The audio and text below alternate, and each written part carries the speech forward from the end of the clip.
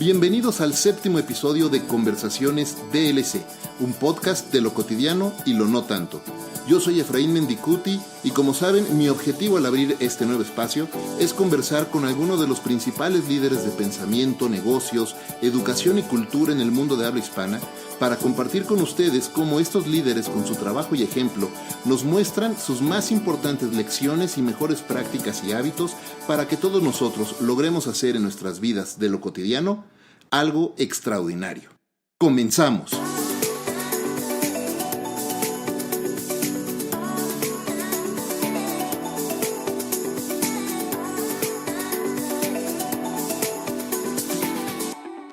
Cofundadora y CEO de Corpex Coach.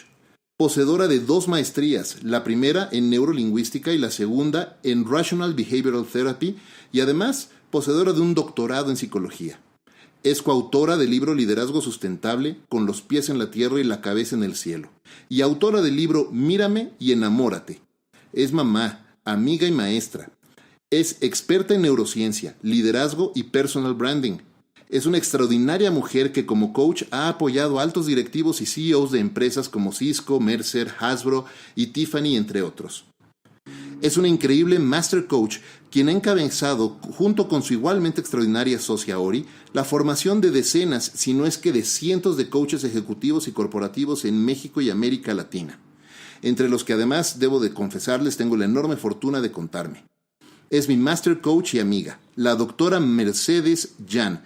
Merce, bienvenida y muchísimas gracias. Gracias de verdad por acompañarnos en este nuevo episodio de Conversaciones DLC. No, el honor es todo mío. Estoy fascinada. Gracias. Muchas gracias a ti. ¿Qué te parece si empezamos, como con todos nuestros invitados por el principio? Y nos platicas un poco de quién es Mercedes Yan, cuáles fueron tus primeros pasos, tu trayectoria, cómo es que tomaste este camino y has llegado hasta aquí. Bueno, esos caminos empezaron hace más de 30 años, cuando tuve la fortuna de ser coachada por Thomas Leonard, que fue uno de los padres del coaching en los Estados Unidos, y pues me entrenó en tiempos en donde todavía, digamos que esta profesión no existía, vamos a ponerlo así. Y ya años después, pues me dediqué de lleno, me dediqué a trabajar en Venezuela, ya luego viniendo a México, pues seguí ese camino, porque además es una profesión que la llevas contigo donde quiera que vas. Y al llegar acá, pues toqué puertas, me dijeron que no en muchísimos lugares, fue toda una aventura, pero que eventualmente dio frutos. Y heme aquí después de, 26 años en México. 26 años ya en México. Ya en México. Y, oye, y platícame, ¿por qué ser coach? ¿Por qué decidir dedicar tu vida a ayudar a otros a convertirse en una mejor versión de ellos mismos?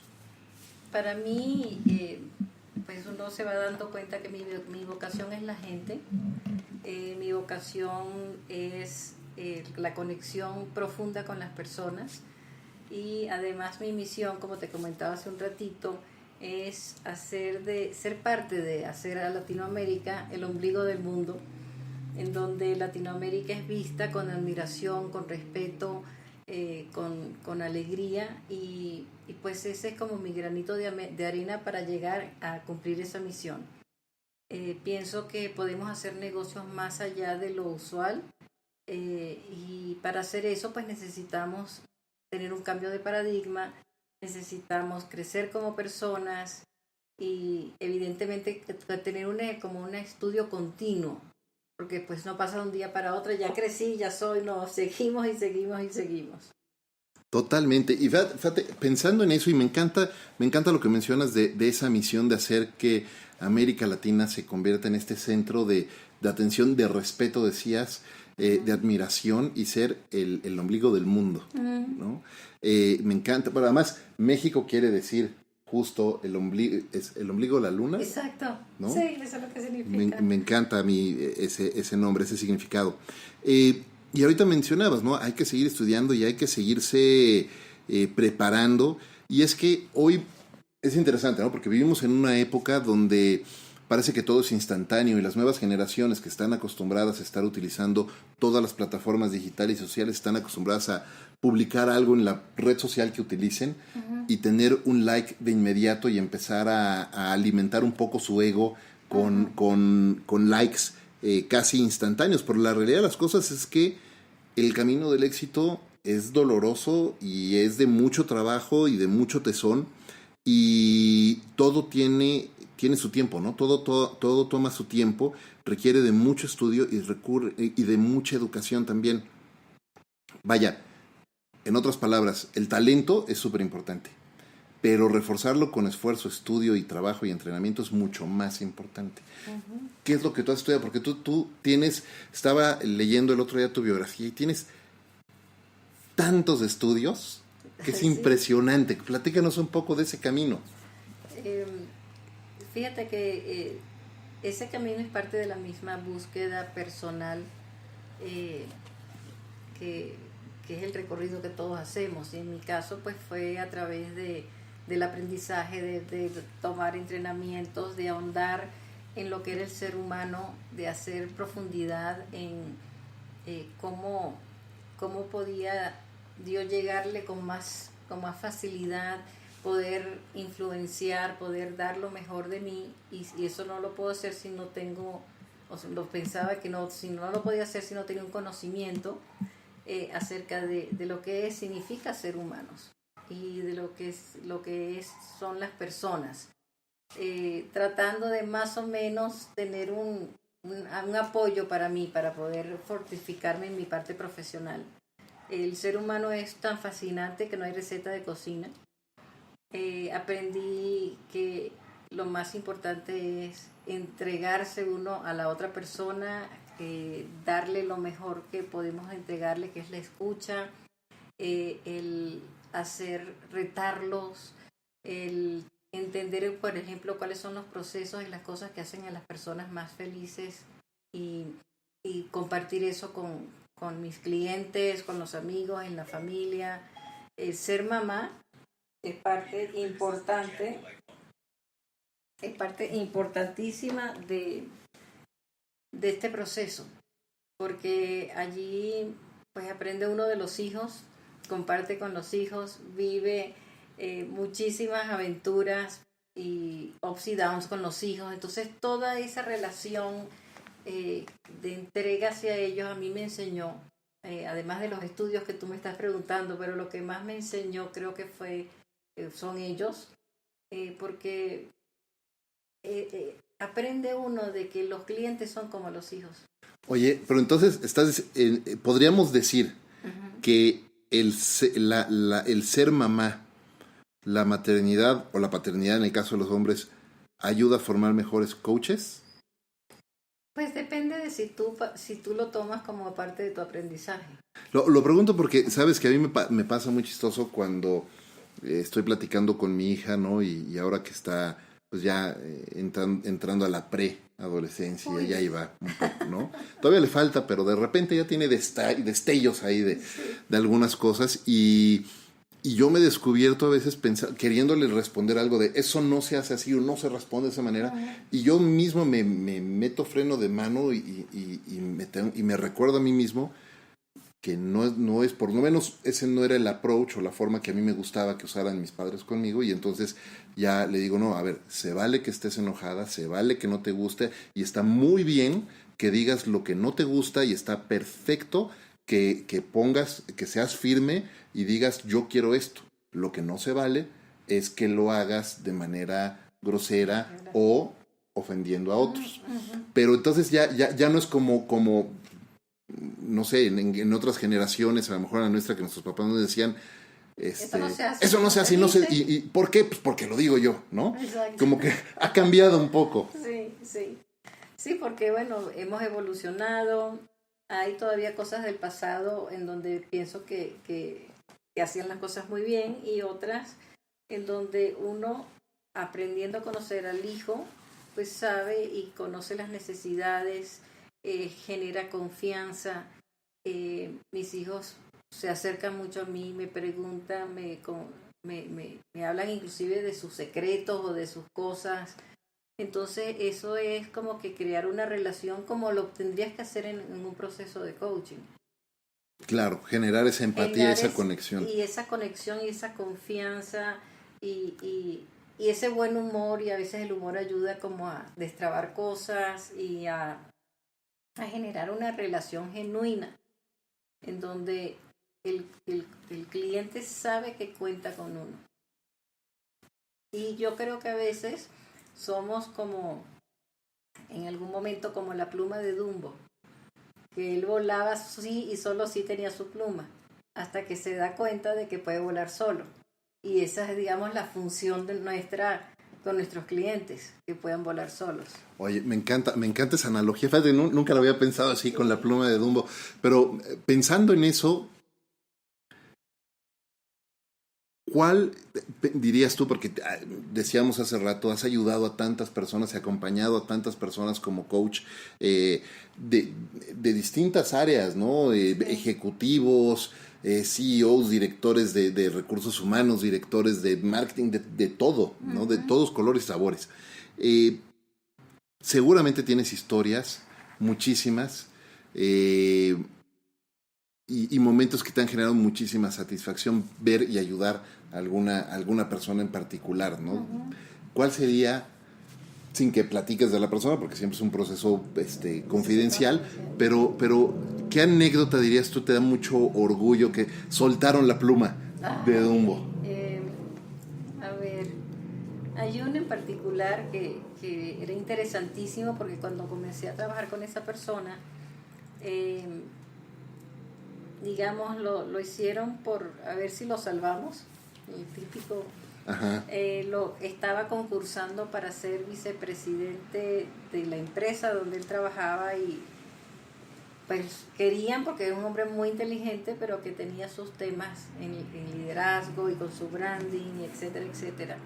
Y para hacerte el cuento corto, la última vez que yo me senté con él, hace, no sé, 2 años más o menos, después de haber pasado mucho tiempo en su transformación, él me dijo: yo nunca te he dicho esto, pero te lo digo ahora.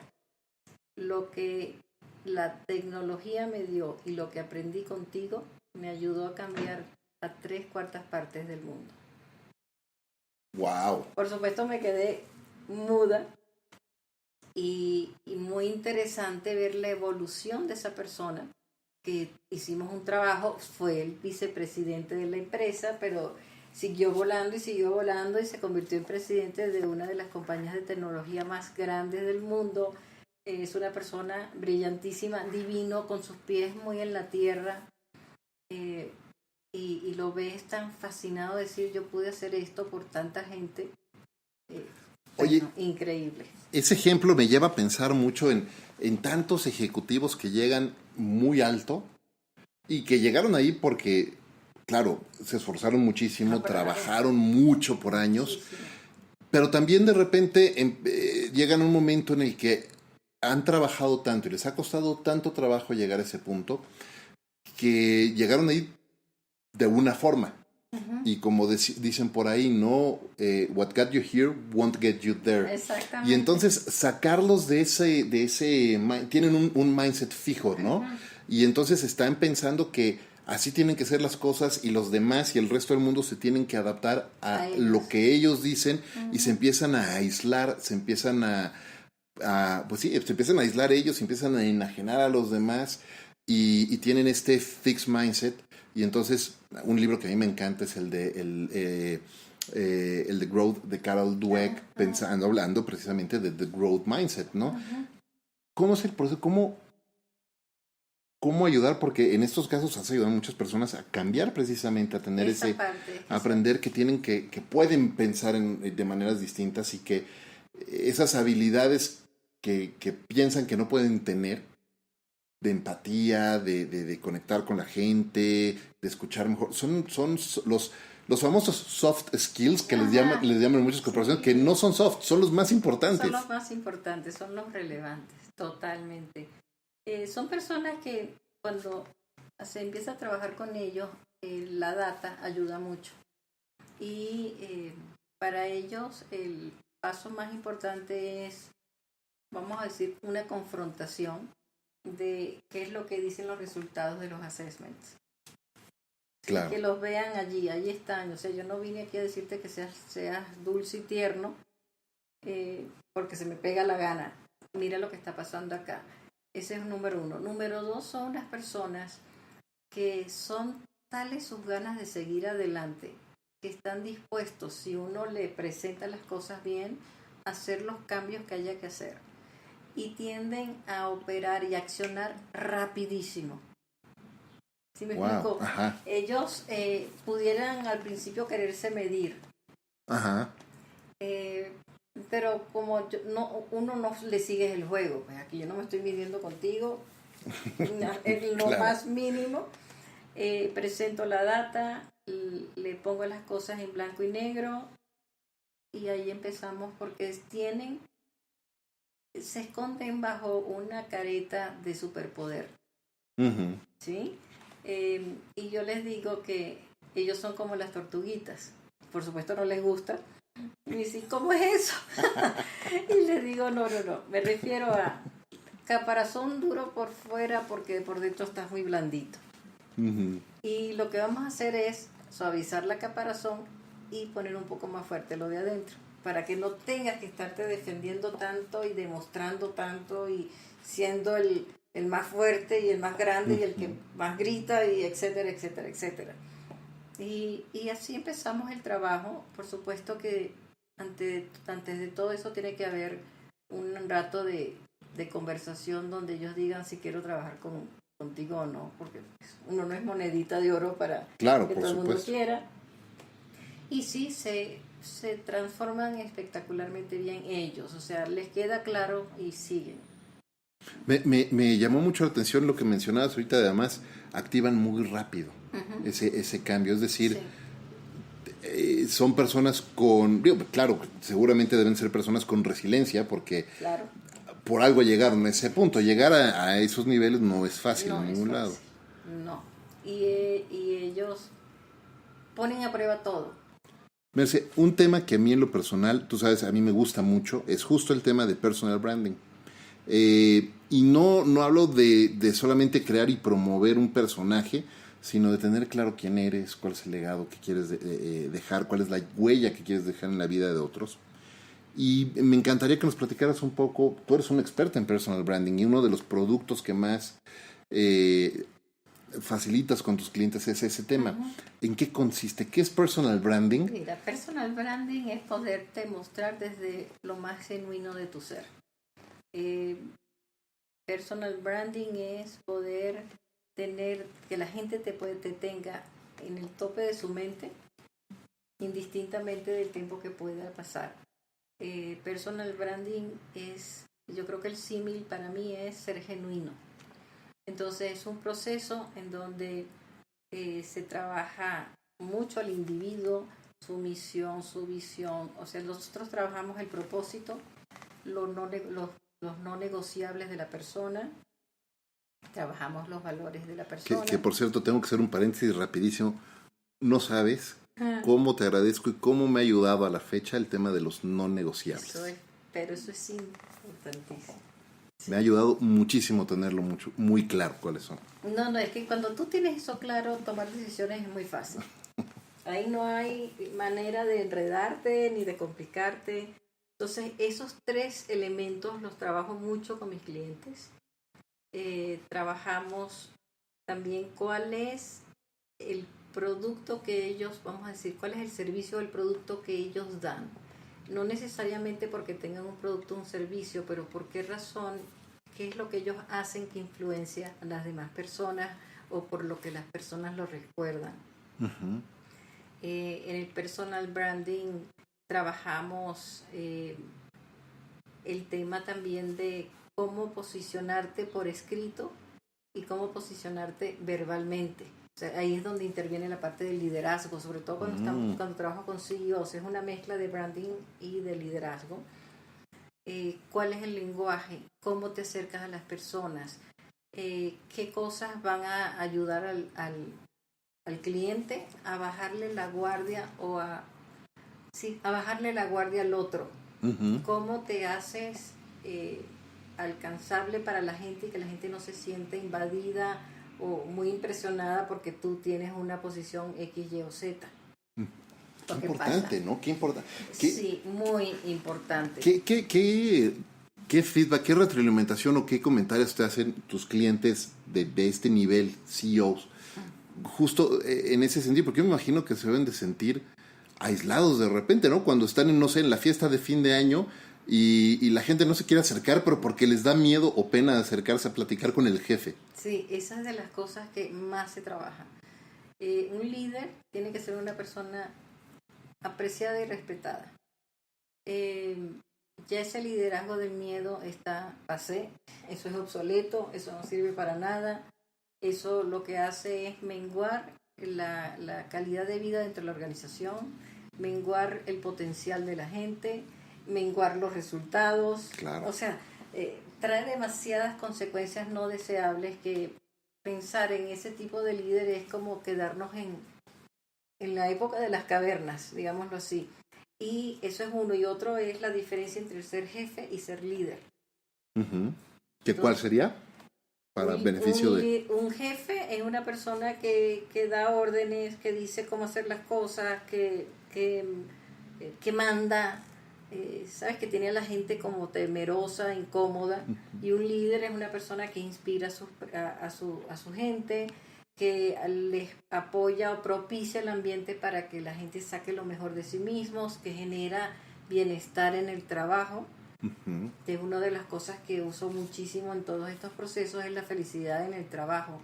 Y qué es lo que se necesita para que la gente surja y venga con ideas y se motive y haya una atmósfera de dinamismo dentro de la organización, que pueda haber el conflicto productivo. Uh-huh. Totalmente. Porque no es que no hay conflicto, no es que me quedo callado y te digo bonito cuando te quiero ahorcar, sino que no te ahorco, no te digo bonito, sino que te doy la guía para que tú crezcas. Oye, hay un tema justo de las diferencias culturales que puede haber entre un país y otro, entre una organización y otra, entre una profesión y otra, y un tema, y este tema de cultural mapping se me hace súper importante para entender la forma en la que las personas hablan y se comunican y dan retroalimentación, hacen acuerdos, etcétera. Hace rato, y pensando justo en este propósito que tienes de hacer que América Latina sea este ombligo del mundo y esta región respetada y admirada, uno de los retos que yo observo trabajando y viniendo de una historia de carrera corporativa prácticamente toda mi carrera, es que en América Latina en general, pero en lo particular en México, las personas tienden a ser un poco más sensibles en la manera en la que reciben uh-huh. Feedback. Es decir, somos una cultura, una sociedad de muy amplio contexto uh-huh. versus una sociedad de poco contexto como la norteamericana o la alemana, uh-huh. donde pues dicen las cosas como son. Y no tenía un jefe hace muchos años en Disney, uh-huh. que él era norteamericano, y entonces me preguntaba, no me acuerdo, esta anécdota se me quedó muy marcada, pero me preguntaba sobre si tenía yo listo un reporte para formar parte de una presentación, de una campaña que habíamos hecho de Walt Disney Parks and Resorts. Y entonces le empecé a contar el por qué no la tenía, pero no le decía yo que no la tenía todavía. Le decía, no, mira, Sean, lo que sucede es que me habló tal persona y tuve que... Y entonces me interrumpió y me decía, ¿por qué demonios, en inglés, no muy enojado, uh-huh. ¿por qué demonios no me pueden contestar sí o no y nada más? Uh-huh. Yo lo tomé a mal en ese momento, uh-huh. pero eso me ayudó, porque ¿qué le pasa? ¿Por qué es tan grosero? Pero no estaba siendo grosero, estaba siendo simplemente de corto contexto, y él lo que quería es, dame un sí, dame un no, para poder continuar con lo que sigue. Exactamente.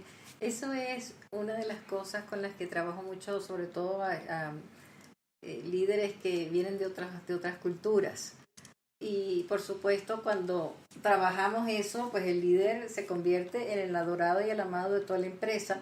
Y muy interesantemente me ha pasado o me han comentado que se han ido de México y que les cuesta un horror estar en sus países de origen. Claro, porque ya cambiaron su contexto. Porque ellos cambiaron su mindset.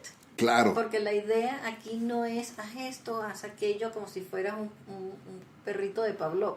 Claro. ¿No? Sino es que la persona cambie su mindset Ajá. de tal manera de que se transforme en otro tipo de persona, en otro tipo de líder. Entonces va con ese liderazgo a países en donde las cosas son diferentes.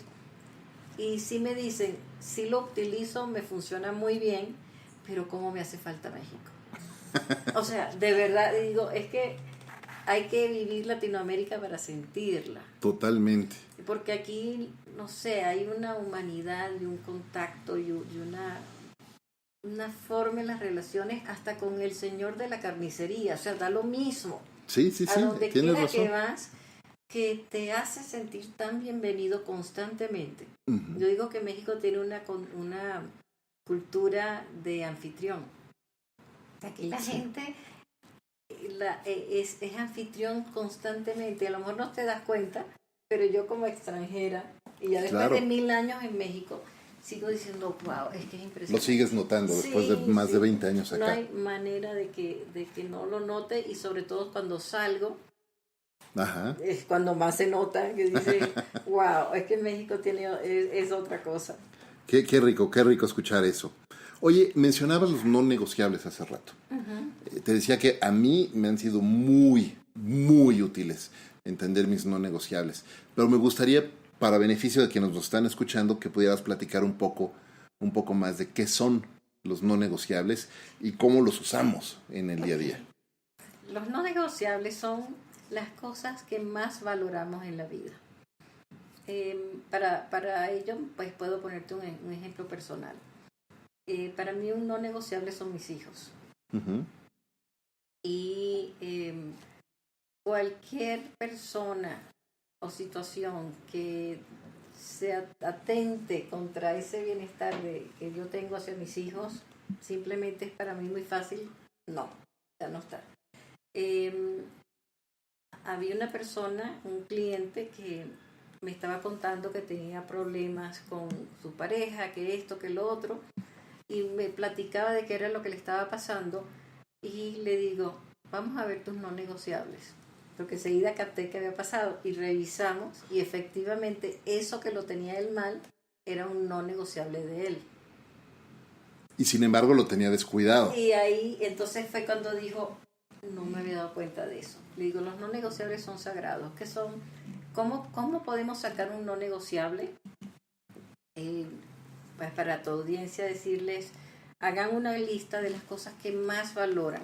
Hagan la lista en columna, en forma de columna, y pónganla desde lo que ustedes consideran más importante, menos importante, y luego tienen que pedirle a una tercera persona que por favor les vaya diciendo muy rápidamente la lista, comparando el primero con el segundo, el primero con el tercero, el primero con el cuarto, y vayan palomeando lo que elige la persona. Por ejemplo, ¿qué es más importante para ti? ¿La familia o el trabajo? Y la gente te dice, trabajo. Ok, ¿qué es más importante? ¿La familia o lo que sigue? Y van palomeando. Uh-huh. Y así van, cuando terminan con el primero, van con el segundo con tercero, segundo con cuarto, segundo con quinto. Y así van lo más rápido posible, de tal forma de que no pienses mucho en lo que vas a decir, sino que te salga que ser espontáneo. Así, espontáneo. Y ahí al final van a ver los que tienen más palomitas. Ahí van a aparecer aquellas cosas que realmente son las no negociables, son las que más palomitas tienen. A lo mejor van a tener uno con 10 y otro con 9 y los demás son de 5. Uh-huh. ¿Ok? Entonces, los de 10 y de 9 son no negociables. Los de 5 son valores importantes para la persona. Claro, que uno podría estar dispuesto a negociar un poco. Uno es más flexible y todo, claro. Pero hay otros que son como sagrados. O sea, que los no negociables son tus cosas más sagradas. Me encanta, uh-huh. Me encanta. Y qué importante es de verdad tener claro cuáles son tus no negociables, porque los usas en todo, en decisiones de tomar un nuevo camino profesional, en tomar una promoción o no, claro. Estudiar algo o no. Porque por lo general cuando decidimos algo o queremos decidir algo, ponemos los pros y los contras de las opciones que nos están presentando. Pero eso es poner los pros y los contras de lo de afuera, que es muy válido.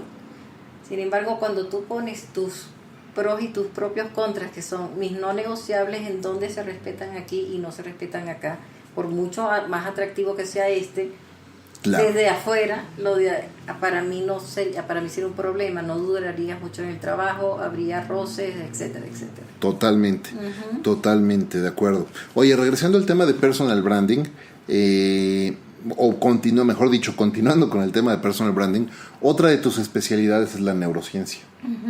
Y algo que creo que es súper importante es que debe de haber, y me encantaría que nos platicaras un poco cuál es el cruce entre la neurociencia y el personal branding, porque de repente la mayoría de las personas, si no tienen un entrenamiento en coaching o un entrenamiento en psicología y escuchan el tema de personal branding, lo asocian inmediatamente a cómo voy a hacer que más personas me sigan en Twitter o más tenga más fans en Facebook, o nada más el manejo de imagen personal. La verdad es que es muchísimo más que eso. Entonces, ¿dónde está el cruce de esa neurociencia? ¿Cómo lo impacta? Mira, es increíble, fíjate. Por ejemplo, cuando nosotros estamos construyendo un branding, una de las cosas más importantes, y eso en branding, liderazgo, lo que fuera, es que el ser humano necesita ir por lo que sí quiere versus huir de lo que no quiere. ¿A qué me refiero? Cuando la persona me dice, no, es que no quiero ser gordo, yo le digo, pues te felicito, ya sabes que no quieres, pero ¿qué sí quieres? Y es interesante como hay personas que dicen no sé, hasta que les cae el 20 y dice, quiero ser flaco. Muy distinto. O sea, es lo mismo, pero no significa lo mismo para términos del cerebro. El cerebro es una herramienta muy obediente que tenemos a nuestra disposición. Cuando nosotros decimos que no queremos algo, de alguna manera estamos focalizando nuestra atención en eso que no queremos. Entonces, no quiero ser gordo, y el cerebro oye, quiero ser gordo, y el gordo se queda. Claro. Ahora, quiero ser flaco, quiero estar ágil, quiero sentirme libre, aspirar a algo te da un sentimiento totalmente diferente. ¿Sí? Y el cerebro es muy obediente y va a ir hacia eso. Y eso es lo que realmente es la visualización, ¿correcto? Puedes pensarlo como visualización, puedes tenerlo como claridad de lo que sí quieres, para enfocarte a eso, porque los sentimientos que van hacia lo que tú sí quieres son de entusiasmo, son de emoción, son de alegría. Quiero ir por eso, qué bueno, versus el huir de algo. Huir de algo es el que lo quiero lejos, no lo quiero, me asusta, no. O sea, son dos sistemas, digamos, del cerebro que están funcionando diferentes. El otro día estaba viendo un podcast de Marie Forleo conversando con el doctor Rick Hanson, y él ha hecho mucho trabajo sobre neurociencia, ¿no? Y él hablaba de los tres cerebros. Tres cerebros, ¿no? Y él hablaba de los tres cerebros decía el zoológico que tenemos en nuestra cabeza, ¿no? Con el cerebro reptiliano, luego el sistema límbico y luego el neocórtex, ¿no? Neocórtex, exacto. Y lo comparaba y lo asociaba, obviamente el reptiliano con el reptil y con este tema de fight or flight, y luego el emocional, y tiene que ver más con la satisfacción, no más con los miedos, sino con la satisfacción, y después el relacionamiento ya en el neocórtex, y lo asociaba ya el neocórtex con los primates. Es como el CEO del cerebro. Ajá. Y lo que pasa allí es bien interesante, porque el reptiliano es el cerebro que nos mantiene vivos, ¿ok? Ajá. El sistema límbico es una parte del cerebro muy interesante de muchas emociones, en donde reside algo que se llama la amígdala, que es un puntito muy chiquito. Y lo que sucede para relacionar el branding con el cerebro y todo eso es, primero, que todos tenemos una amígdala, y la amígdala es como la alarma que te dice, cuidado, y te pone al acecho de qué está pasando. Entonces, una de las cosas más importantes que necesita hacer una persona con su branding es calmarle la amígdala a los otros. ¿Por qué? muchas veces no es lo que te dije, sino como te hice sentir. Claro, por supuesto. Okay. Pero Freda, qué importante lo que acabas de decir es calmarle la amígdala a los otros. A los otros. Por eso es que es tan importante que tu approach, cuando tú te acercas a la gente, sea de tal forma que se impida o que se logre que se baje la barrera que puede tener alguien con respecto a ti o con respecto a lo que tú vienes a proponer. Claro, por supuesto, sí, porque si te ves agresivo, su amígdala te va a detectar como un peligro y van a tomar ese, o corren o peleo. Exactamente, entonces allí es donde empieza ese juego del cerebro y de todo. Cuando vas por lo que sí quieres, tú estás utilizando tu neocórtex. Porque ya tú cuando visualizas, es como que estás dando una orden, tu cerebro está dando una orden a todo tú para que vaya hacia eso. Claro, por supuesto. Entonces es supremamente interesante. Inclusive hay una fórmula que se llama SCARF, que es extraordinaria en temas tanto para el branding como para el liderazgo, como para relaciones interpersonales, para lo que tú quieras. SCARF significa estatus, la C es de estar seguro, de certeza, la R es de relacionamiento, la F no me acuerdo en este minuto, y yo siempre le agrego una más que se llama I, la identidad. Y es muy interesante porque cuando tú atentas contra el estatus de alguien, lo minimizas o lo pones chico, ahí se prende la pantera de la persona. Cuando hay gente que necesita certeza, eso es lo que nos quedó de antes, de que no sabíamos qué había detrás de esos arbustos y podía ser un tigre que nos comiera. Claro. Necesitábamos asegurarnos de qué es lo que había detrás para poder actuar. Hoy en día no está el tigre que nos va a comer, pero si te das cuenta hay muchas personas que necesitan certeza, control, quieren saber qué, cuándo, cómo, por qué, para qué, o sea, quieren tener todo en la mano. Es porque hay una gran necesidad de certeza, entonces es tan importante poder brindar certeza a la gente. Es importante el relacionamiento, porque pues somos seres sociales, sentirnos que somos parte de, sentir que estamos en el inner circle, todo ese tipo de cosas nos ayuda. Y la identidad, que es algo que he hablado con la persona que diseñó el SCARF, que es David Rock, él es una maravilla en temas de neurociencia. Yo decía, mira, la identidad es importantísima, porque si yo te digo, es que estos mexicanos son tal cosa, yo te estoy agrediendo tu identidad, y tú vas a poner, ya te activé la amígdala. Claro. ¿Sí? O es que las mujeres son tal cosa, o sea, esas generalizaciones que hay, que se metan con la identidad de una persona, enseguida también pone, pero así, el activador de la amígdala aquí hay algo que está mal. Ya encontré aquí el acrónimo completo. Es Status, Certainty, Autonomy, Relatedness y Fairness. Sí, la autonomía. La autonomía es súper importante, y por ello viene el tema cuando un jefe está haciendo micromanagement. Por supuesto, le quita poder a la persona, su propio poder de hacer lo que él sabe hacer y que lo puede hacer bien. O sea, entonces es supremamente importante y poderoso, y ahí es parte de la relación neurociencia, branding, porque depende para qué lo quiero usar. Mis clientes, por ejemplo, me dicen, Mercedes, yo quiero ser una persona reconocida por esto, por esto y por esto, y cómo puedo llevar el mensaje a los demás, y cómo me puedo relacionar, y cómo puedo ser líder de México, porque muchos de ellos son líderes, CEOs de México y CEOs de toda Latinoamérica, y son CEOs de otros CEOs.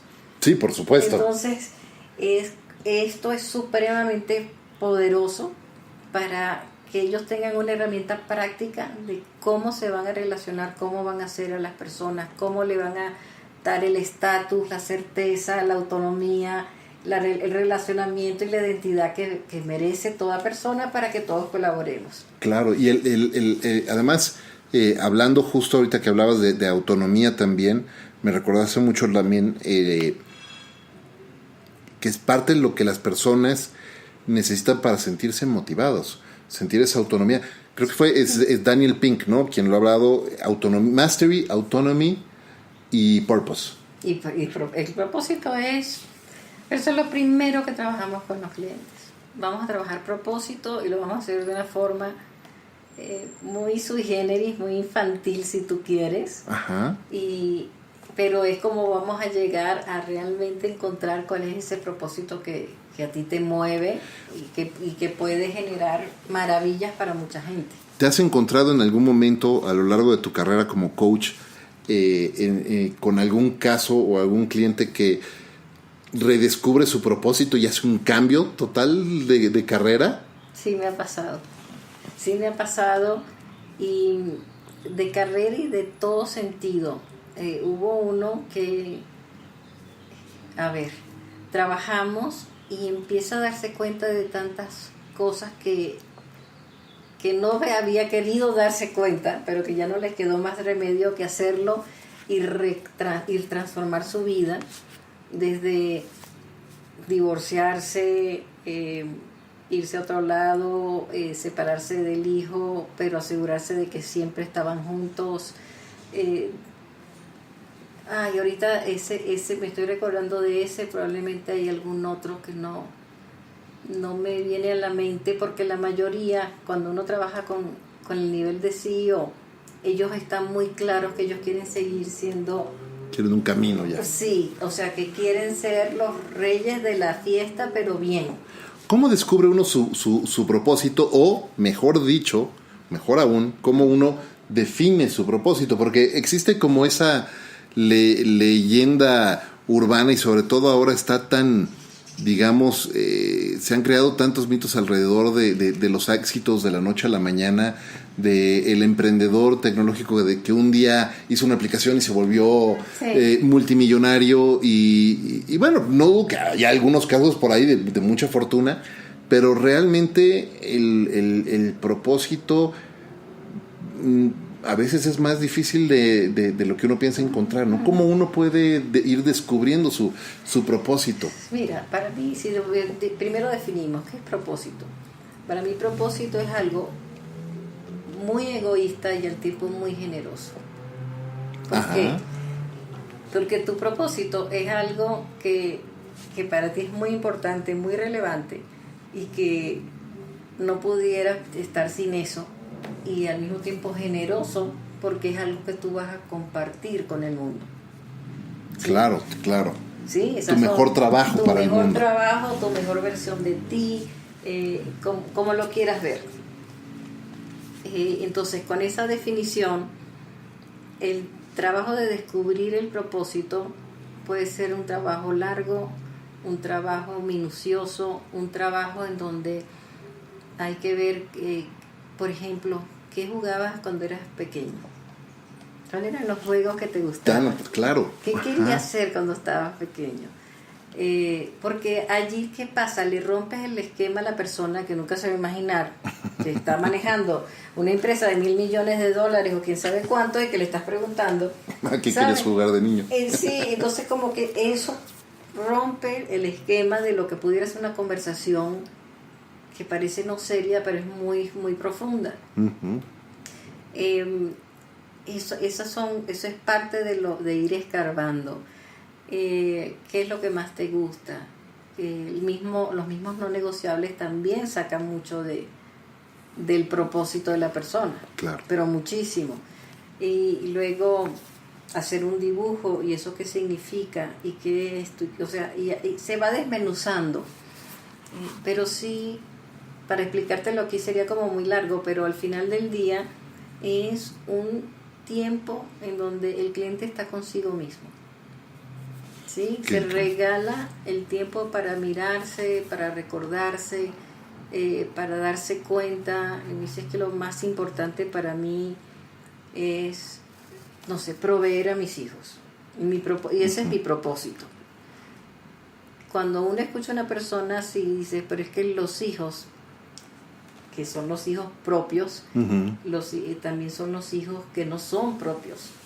Claro, son prestados. Son los hijos del mundo, la gente que trabaja en su empresa, o sea, cuando le expandes se dan cuenta, ¿sí ves la...? Claro, claro. Sí, entonces dice, lo más importante es proveer a mis hijos que estén bien y que estén felices. Yo vine a este mundo a proveer de felicidad y de bienestar a los hijos del mundo. Claro, claro, no nada más a los propios, sino No todos los que están allá los hijos afuera. que están, porque cuando, o sea, ¿cuál es el rol que terminan teniendo estos grandes hijos? Si lo llevamos a la vida cotidiana, son padres. Claro. Tengan o no tengan hijos. Sí, están guiando una comunidad y están protegiéndolo y están cuidándolo y están buscando el bienestar y están buscando, entonces, ¿qué tipo de padre quieres ser? ¿Qué tipo de líder quieres ser? Un líder. Claro. Si ves entonces, claro, esos claro. son los símiles, ese es como el tejido que vamos haciendo, en donde es más fácil definirlo desde esa perspectiva, porque es más cotidiana y menos complicada, y luego traspolarla al mundo del trabajo, porque además eso es con el trabajo, con los amigos, con todo. Claro. Oye, Merce, sigamos un poco por el camino del liderazgo y del personal branding, por supuesto, pero hablemos de hábitos y rutinas, porque para estos líderes, desarrollar hábitos es crucial, ¿no? Buenos hábitos y ¿cuál es el rol? La gente normalmente piensa en hábitos y piensa en lavarse los dientes 3 veces al día. Pero la verdad es que hay muchísimo más allá de esto. Y ¿cuál es la importancia en este trabajo de personal branding y de desarrollar nuevos líderes? La importancia de los hábitos y cómo se desarrollan buenos hábitos, cómo se dejan atrás hábitos que no son tan positivos. Mira, los hábitos son como poner en acción el cambio del mindset. ¿Sí? Entonces, si mi mindset era de ser el gruñón y el gritón o lo que fuera, y me doy cuenta, porque tiene que haber un darse cuenta, una transformación, un clic que dicen, por ahí no va. Entonces, ahora no grito, pero saludo. No soy una persona muy sociable y que ando de beso y de abrazo, pero sí trato a la gente con amabilidad. Eso se empiezan a convertir en hábitos. Ahora, también hablamos mucho en los procesos de las diversas cosas que pueden hacer feliz a una persona en su vida cotidiana. Una de ellas es el grit, el empeño, el tesón, en donde si ese es lo que a ti te hace feliz, significa que tú eres más feliz recorriendo el camino que alcanzando la cima. Una anécdota que me compartió Luis Maturén, un colega que trabaja mucho el tema de la felicidad. Él decía que habían entrevistado a la gente que hace que escalan el Everest, que cómo se sentían en la cima, y que les decían, no, nada, estaba todo blanco ahí, no era lo más padre. Y sin embargo, al año de haberlo subido, ¡pum!, otra vez se volvían a embarcar en la subida y en la escalada. Esas son personas que lo que le emociona es el grit, el camino, el empeño, la subida, el reto. Claro. Se emocionan, entonces el hábito de los retos es supremamente importante para esa persona. Está un hábito que es el que más practico yo, porque siento que es el que más hace afinidad conmigo, que es el del agradecimiento. Okay. El hábito del agradecimiento ya está corroborado que aumenta la felicidad en la persona en un 25%. Es impresionante. 25%. Y es un hábito, cuando hablamos de felicidad no estamos hablando de fiesta, alegría, bullicio. Estamos hablando de un estado en donde en el momento en que estamos tristes sabemos que es temporal. Claro. Que podemos estar preocupados y eso no significa que no seamos personas felices. Claro, es que y la gente confunde a veces felicidad euforia con estar estoy feliz. No, está bien. Felicidad es estar. Es una actitud. Es una actitud, exacto. Es una actitud hacia la vida, hacia las cosas, y es una decisión personal. Entonces, una manera, un hábito muy sano y que trabajo con mis clientes, para quienes cogen, ese es el que me gustaría practicar más, es el del agradecimiento. ¿Qué significa eso? Todas las noches vas a escribir 3 cosas por las que estás agradecido de ese día. Y el truco está en que no puedes repetir, en medida que va avanzando el tiempo, no puedes repetir ninguna de las que ya escribiste. Ajá. Entonces tienes que estar constantemente dándote cuenta de todo lo que puedes agradecer en el día. ¿Qué es lo que sucede? Yo en la noche me pongo a recordar, pero cuando ya no puedo repetir, entonces ¿qué es lo que pasa? Que durante el día estoy muy consciente de qué cosas tengo para agradecer. Entonces ya tengo la conciencia del agradecimiento todo el día. Qué Y increíble. resultas teniendo pero cantidades y cantidades de cosas por las cuales agradeces todo el tiempo. Y me encantó lo que dijiste hace rato. Felicidad es una decisión. Ser feliz es una decisión. Es totalmente una decisión. Y es algo que puede ser aprendido, es algo que puedes controlar. El entender que las cosas son temporales, por ejemplo, es supremamente importante, porque hay rachas difíciles. Todos hemos pasado por ellas. Por supuesto. Y sin embargo, cuando sabemos que, en este momento estoy enojado, en este momento me siento triste, pero es en este momento, reconozco que estoy triste, reconozco que me está llevando el demonio, lo que sea, como sea, Claro. lo reconozco, pasa algo muy interesante. Le doy temporalidad y hago que eso sea más pequeño que yo.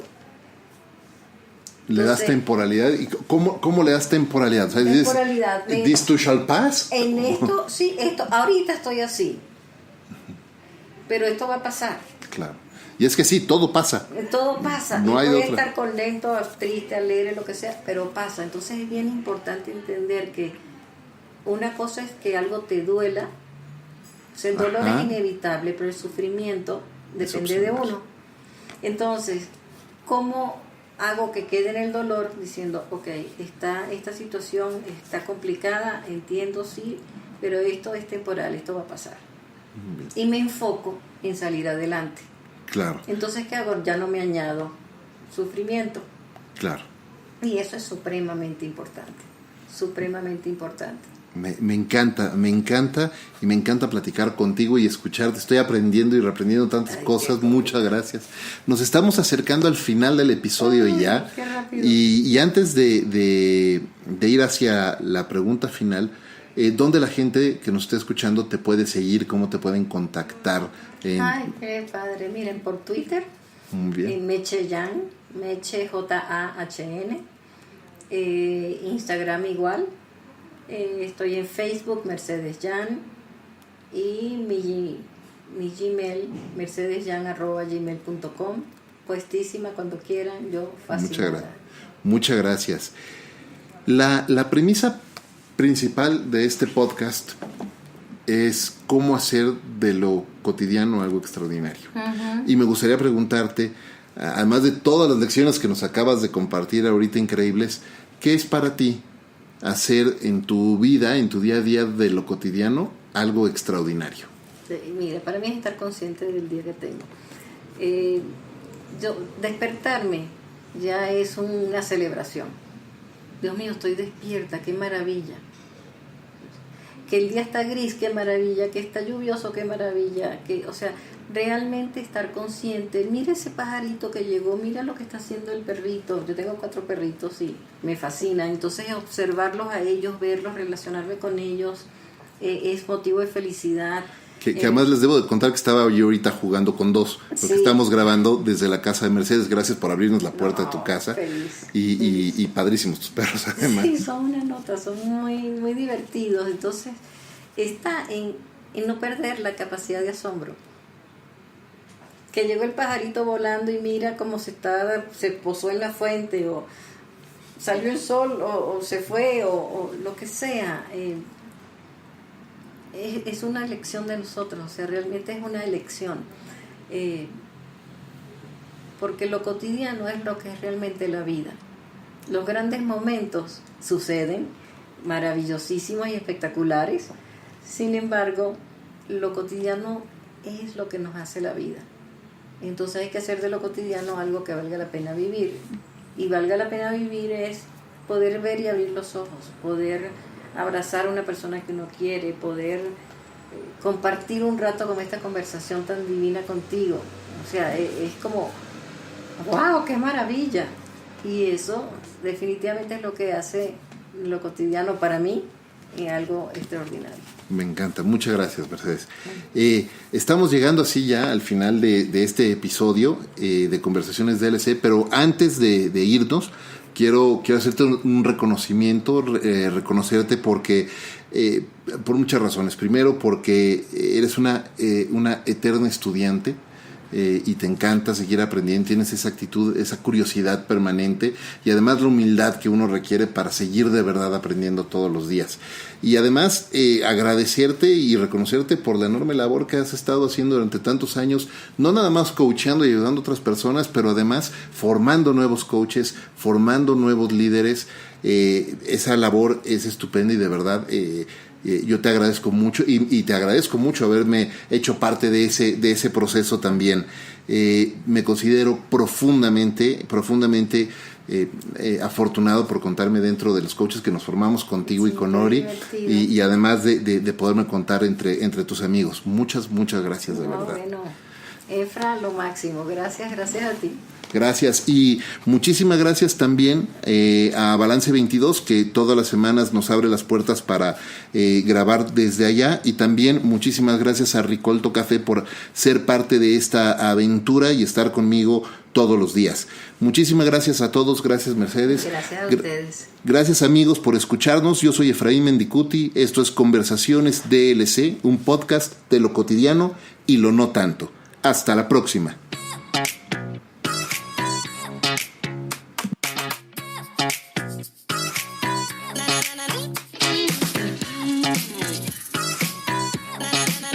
Na na